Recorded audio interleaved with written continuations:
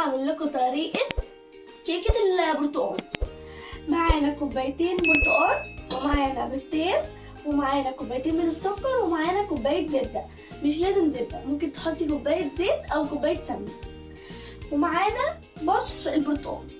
بشرة البرتقال، خدنا البرتقالة بشرناها وقطعنا البرتقال نصين وعصرناه.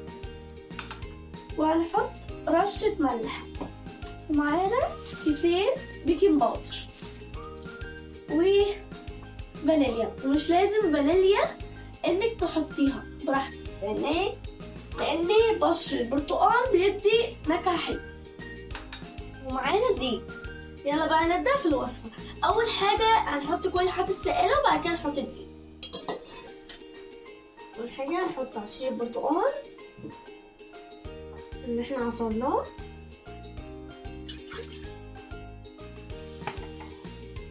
بعد كده هنحط الزبدة.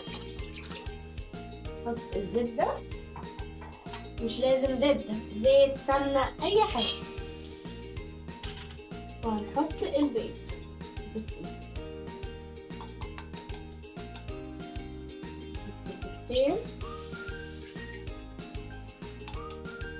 وبعد كده هنخلطهم خلطة بسيطة.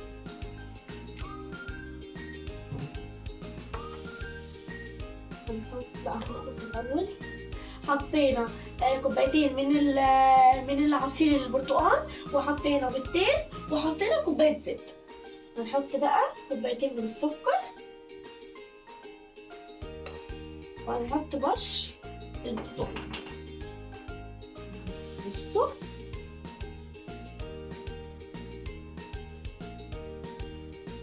بعد بقى ما حطينا المكونات هنضرب.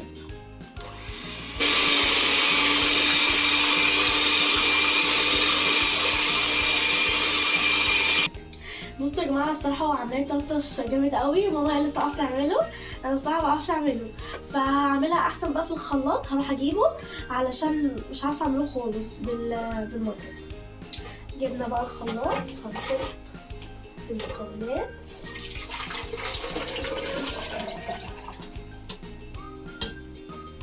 انا بنزل بقى كله من السكر، وبعد كده هخلطه في الخلاط.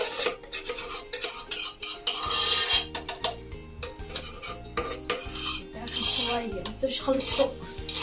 هنخلطه بقى ونرجع لكم تاني. خلطنا بقى خلاص كده كل الحاجات السائله. ايه بقى الحاجات السائله دي؟ حطينا كوبايه زبده وكوبايتين عصير برتقال، وحطينا بيضتين، وحطينا كوبايتين سكر، وحطينا بشر اللي هو البرتقال. نحطه بقى. احلى حاجه بقى اللي احنا نعمله بطبيعتنا.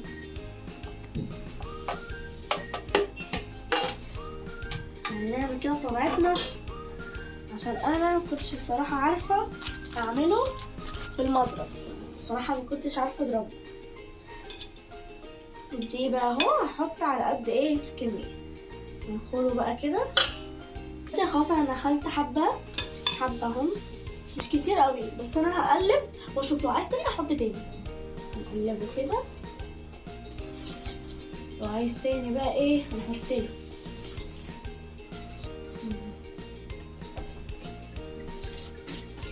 وعلى فكره عايز تاني، احنا هنحط له تاني. انا كنت حاسه يا جماعه على فكره اللي هو عايز تاني، بس انا قلت استنى. نحط حبه تاني هنخلطه.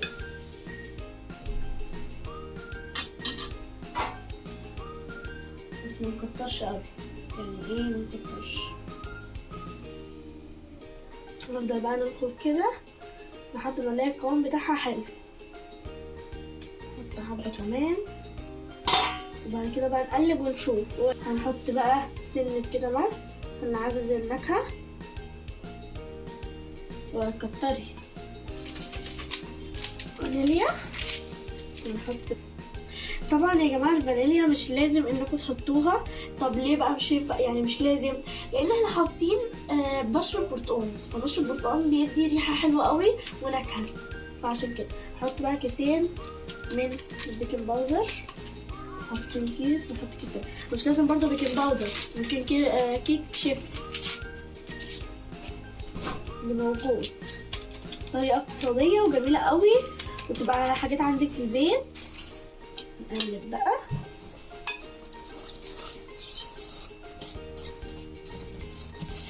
نحط بقى دقيق تاني عشان ايه السمك بتاعها عايز حبة.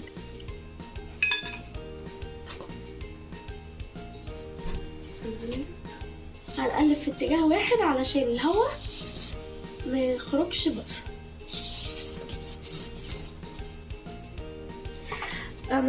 عملتها بقى لا اما زيت لا اما زبده، مش لازم يعني زيت او مش لازم زبده، اي حاجه. بصوا زبدها كده كويس جدا. ممكن برضو تحطي ورق زبده، مش لازم تحطي زبده.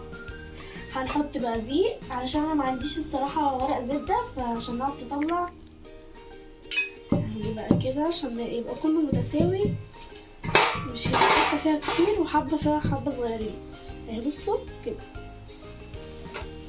متقطع. الحركه دي بقى تغنيكي عن ورق الزبده. نحط الباقي في بصوا نحط بقى الخليط.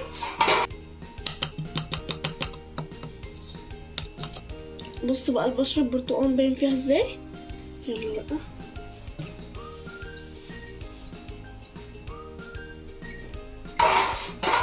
كده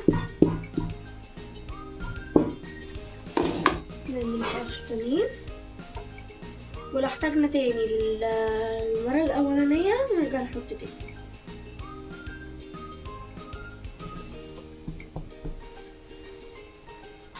بصراحة ريحة البرتقال حلوة قوي،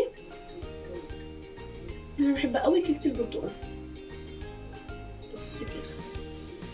بصوا بقى عملنا كمية قد ايه بيضتين، بقى كمان حبة قلت احطهم بقى في الايه في الطبق ده. هنحط بقى الكمية التانية بتاعت كيكة. بصوا ببيضتين، بصوا عملت قد ايه كمية. الفرن لازم تكون والعة قبل ما تحطي الكيكة، علشان لو حطيتيها الفرن بارد هتهبط منك الكيكة. بصوا مش هنخلي فيها اي حاجة بقى، الحاجة كلها بقت غالية دلوقتي وايه لازم نفضيها. الفرن بقى لازم يكون ايه تكوني مولعاه قبل ايه ما الكيكة تحطيها، وبعد كده ايه تروحي حطوها. ليه؟ لو انت ما حطيتيها وهي الفرن يعني بارد الكيكة هتهبط منك ومش تبقى حلوة. لازم تكوني مولعة البوتاجاز. بصوا ولا حابة تسيبني بس كده.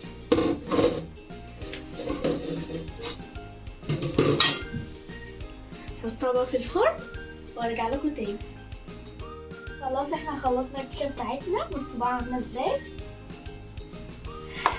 دي بقى انا حمصتها شويه عشان الصراحه دي انا عاملاها ليا عشان بحبها قوي محمصه. بصوا بصوا يلا بقى ايه نحطها كده يعني حاجه وطبعا لازم تسيبيها تبرد شويه، ما ينفعش تكون سخنه. وانا عامله الطريقه اللي هي بتاعت السمنه او الزيت علشان ما عنديش ورق زبده، لكن انت لو عندك ورق زبده عادي تحطيها. لازم تكون بارده. اعملي كده. بصي هتطلع معاكي بسهوله. نقطعها بقى. بصوا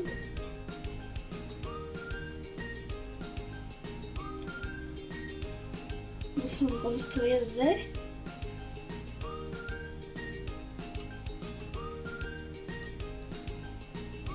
بصوا بقى بعد ما قطعتها طبعا هي صفرة علشان احنا مش حاطين فيها خالص لبن، احنا حاطين فيها برتقال.